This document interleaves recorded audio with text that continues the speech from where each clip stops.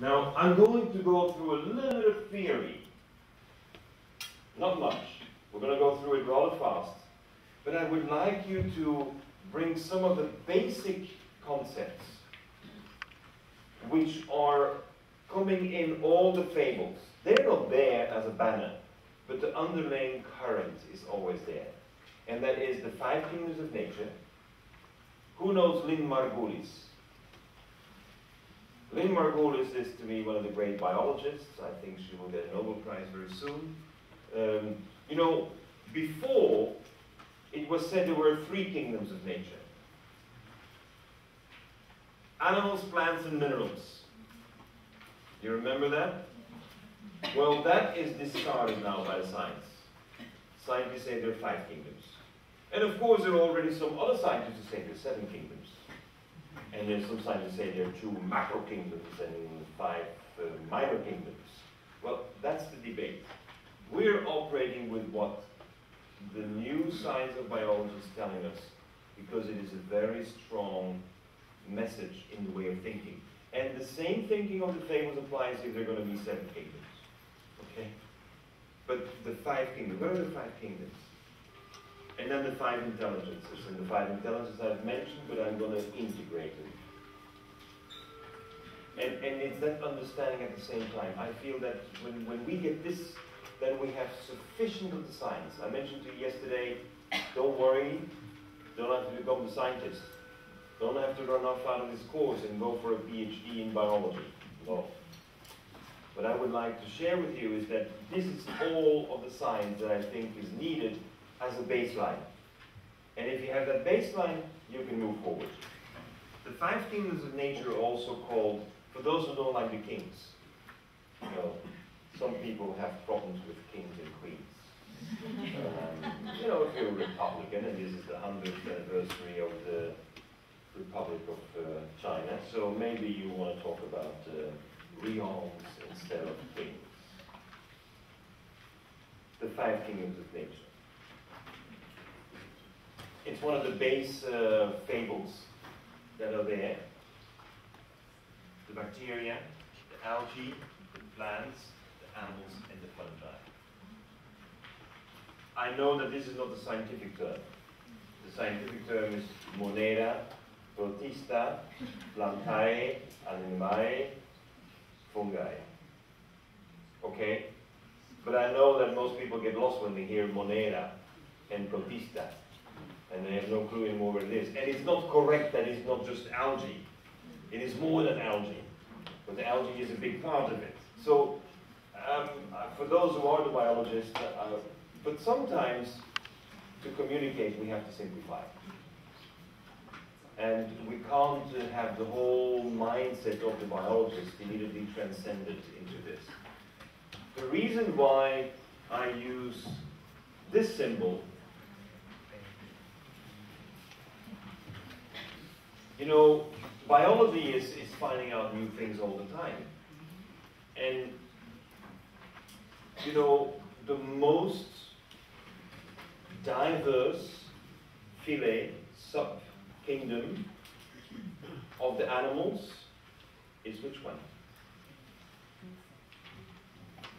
We thought it were the insects. Now we realize it's the worms. There are more worms than any other animal in diversity. We're only discovering them now. We didn't know there were so many different worms. We all thought they were the same. Now you see one of the reasons why I put in my fable the earthworm. Although the earthworm is a different breed than the majority of the worms, but we put in the worm because the worm is going to be the big revolution. This is for the next 20, 30 years. Hundreds of thousands of new animals will be discovered, and they're all going to be worms. Of course, in the news media, when we find a new bird, it's in the news. When we find a new worm, no one talks about it. Because we don't like the worms. You remember? Even the tree doesn't like the worms. So, but from a scientific point of view, why is the worm so important? Because the earthworm is able to operate in the widest range of pH. The earthworm can operate in a range of pH from 10.5 to 1. No one can do that. And that's from a scientific point of view, what we're encountering. And why is this pH so important? Because we have a stomach that's acid, and our intestines are alkaline. And we have to kill the bad bacteria in our stomach while we're breaking down our food, so that in our intestines, in an alkaline environment, those bacteria cannot live, cannot thrive, and by changing this around, we're able to absorb our food without having the nasty bacteria with it. So if you're able to work within that little worm, can you imagine that little worm? They operate between 10.5 and 1 as pH. As a result, we realize that the worms can survive in the most toxic environments because they can break everything down. We cannot. We accumulate it. So from a scientific point of view, we realize that the worms can operate in environments that most cannot operate. Not even plants, not even fungi. The worms are the ones who live in different worlds without any difficulty. And their intestines are able to produce the enzymes adjusted to the needs of the moment. So that's why I use the symbol for an animal. They always expect me to put in a monkey or to put in a panda bear. The panda is very popular these days, or a lion or a tiger. No. I think this is part of the culture change. The animal kingdom, the king, well, we think it's the lion. I think it's the worm. And I know it's not popular. And I know kids don't have worms as a pet. But I think that they will when they realize the incredible capability. My son, when he sees a worm, he loves it. And he's so careful and putting it, because he knows this worm can do things no one else can do in the animal kingdom. The fungi is very important. Because the fungi, did we realize that there are more varieties of fungi than there are plants and animals combined today? More biodiversity of fungi than of animals and plants combined, even with the worms with it. But did you realize that whereas for animals and plants, we know how to distinguish male from female, 95% of the fungi, we do not know what is male or female. We don't know. Now, let me submit to you in a very simple way. If you don't know what male and female is, what do you know? What do you know? I mean, you know nothing. So our biology is very advanced in plants and animals, even in bacteria and algae. But fungi, very poorly developed. We do not know the biology of fungi. China, mainland, has 105 research centers on fungi. It's the powerhouse of the world. The capacity to produce protein through fungi.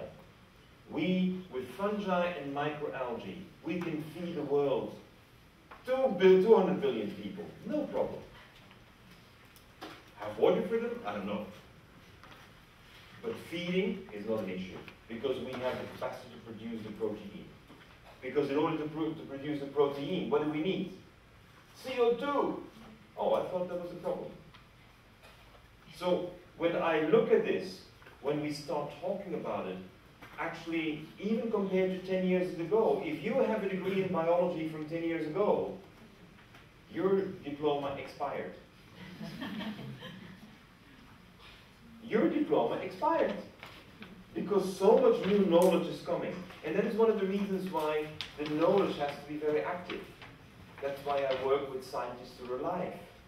Because a scientist who's alive and who publishes is always updating and refreshing. And those who die, well, they can't update their articles anymore. But the learning is very important. The algae are so critical.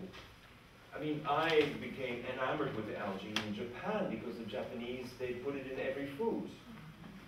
All the time. But what's the pH of most of the sea algae?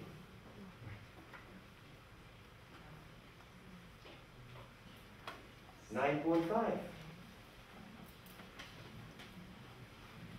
You know cancer, right? What is the pH in which a cancer thrives? 6 and below. This is your best natural cancer treatment.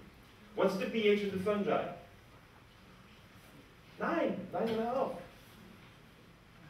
So when we're looking at traditional Chinese medicine, we see it uses a lot of fungi.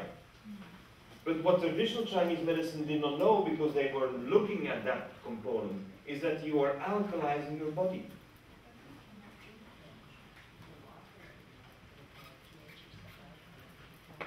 So that is when it's chemical, but it's a natural. There's a difference between a synthetic chemical and a natural.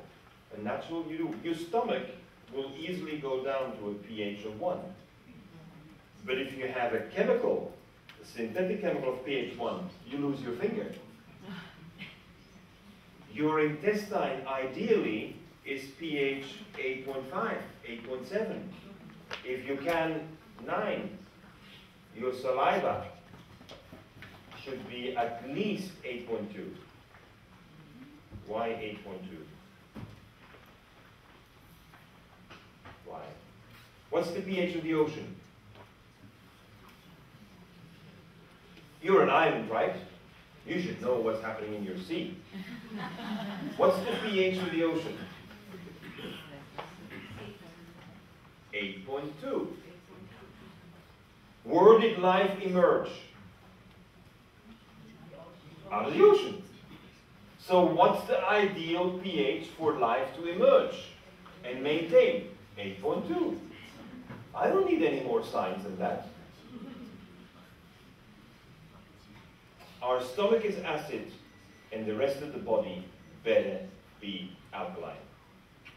And so, by working, so I'm actually looking at this from the fungi are alkaline. The algae are alkaline. The animals, we're so stressful, we're acid. Most of the meat you eat is acid. That's why it makes sense to be a vegetarian. Because the meat is so acid. That means your body absorbs acidity. That's why meat eaters have more cancer than those who don't eat meat. But fish is also acid. That's why it's good to be a real vegetarian. And eggs also is acid. Not the yolk, the egg. So when we start thinking about all of this, this division makes a lot of sense. Because it allows us, I'm not saying you can't eat meat. Remember, nothing prohibited. Sorry? No, no. In Africa, they only eat wild meat. Wild meat, called game. Because game, interesting enough, is alkaline. We turn the animals acid because of what we feed them. And if they can eat all the beautiful grasses, it's very different.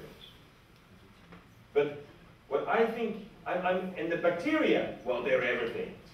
I mean, bacteria are everything you can imagine. But the nice thing of it is that animals are most of the time acid, plants are varied, but algae and fungi are the alkalizers of the world. And that's why we need our food base to be. So when I have my children, I have the children think about the King of Hearts, and then they want to know more, and then they have the story of the 5 kingdoms of nature, they immediately start connecting. Oh, I actually should be eating fungi. And then there's a story about the smart mushroom and the cow, and now they start making connection about this thing about pH. Now,